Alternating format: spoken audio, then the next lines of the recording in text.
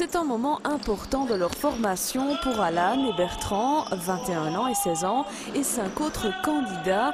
Ils sont à 2 doigts de pouvoir arbitrer des matchs seniors de basket et cela passe par cette journée de recyclage de niveau 3.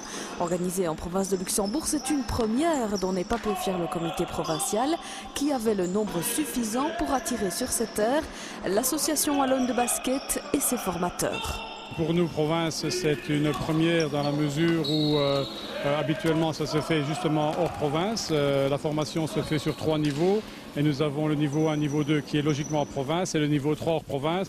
Et j'ai demandé au département WBB pour pouvoir le faire ici en province de façon à concerner un maximum de membres de la province et des jeunes arbitres en particulier. Ils doivent passer une partie théorique, donc on revoit une partie du code de jeu ou des notions qui n'ont pas encore été abordées lors des séances précédentes.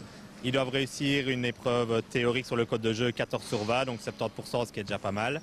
Et puis une épreuve pratique, ils arbitrent chacun un quart-temps par paire de 2. Ils sont vus par un formateur et ensuite ils vont analyser leurs prestations en vidéo. Bon les gars, asseyez-vous.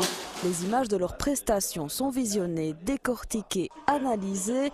Le placement est au cœur de la discussion, mais aussi l'attitude, la signalisation, la remise en marche du chrono, des petits détails qu'il faut corriger. Et cela passe aussi par la tenue de l'homme gris, les chaussettes noires, et oui, sont de rigueur pour arbitrer, qu'on se le dise. C'est quoi le plus difficile pour toi dans le rôle d'arbitre, quand tu endosses ce rôle-là? M'imposer et de prendre des décisions en direct. Et franchement, répondre au tac au tac. Donc. Je suis quelqu'un qui prend beaucoup la pression, donc, mais sinon ça a été.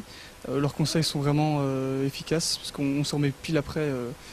On les applique pile après, donc, et puis c'est des bons conseils, comme on voit le bon positionnement qu'on peut avoir, etc. Donc c'était vraiment... moi je trouve que ça s'est bien passé et que ça fait du bien d'avoir une formation comme ça. Quoi. Ils ont fait un bon quart-temps, il y en a qui faisaient plus que l'autre, mais c'est aussi la différence d'âge qui fait ça et peut-être le nombre de rencontres arbitrées jusque maintenant. On n'a pas l'habitude d'être visionné comme ça apporte vraiment quelque chose, un plus la vidéo? Je pense que c'est un plus essentiel et aussi le fait d'avoir été faire un peu de coaching lors des temps morts. Les coachs ont droit à donner des conseils à leurs joueurs et nous on a pu aussi aller les conseiller lors des temps morts pendant le quart-temps. Et alors ils peuvent directement mettre en application les conseils donnés.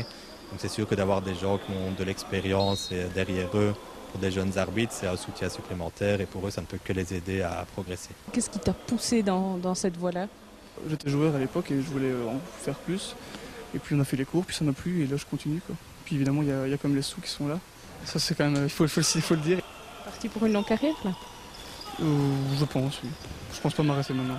C'est ce que l'on souhaite à tous ces stagiaires. Le basket et le monde de l'arbitrage en Luxembourg ont besoin d'eux, de 109 lorsque l'on sait que chaque semaine, des rencontres sont remises chez nous en raison du manque d'arbitres.